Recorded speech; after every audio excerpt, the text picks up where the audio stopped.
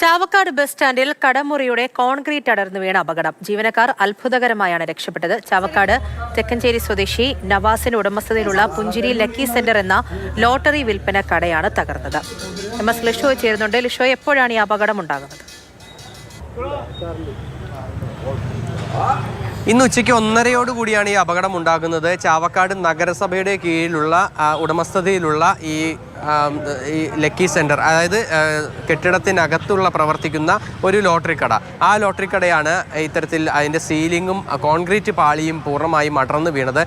ഇന്ന് ഉച്ചയ്ക്ക് ഈ കടയിലുണ്ടായിരുന്ന നവാസ് ഉൾപ്പെടെയുള്ളവർ ഭാഗ്യം കൊണ്ട് കുറച്ച് നേരത്തെ തന്നെ പുറത്തിറങ്ങിയിരുന്നു. അവർ ഇറങ്ങിപ്പോയി അല്പസമയത്തിന് ശേഷമാണ് ഈ കെട്ടിടത്തിൻ്റെ ഭാഗങ്ങൾ അടർന്നു വീണത്. ഇതോടുകൂടി അതായത് ഇതുകൊണ്ട് മാത്രമാണ് അവിടെ ഉണ്ടായിരുന്നവർ ആർക്കും തന്നെ പരിക്കേൽക്കാതെ രക്ഷപ്പെട്ടത്. ഭാഗ്യം കൊണ്ട് എന്തായാലും മറ്റ് അപകടങ്ങളൊന്നും തന്നെ ഉണ്ടായില്ല. ഏറെ വർഷങ്ങളുടെ പഴക്കമുള്ള ഒരു ബിൽഡിംഗ് ആണ്, നഗരസഭയുടെ കീഴിലുള്ളത് തന്നെയാണ്. അപ്പോൾ അതുകൊണ്ട്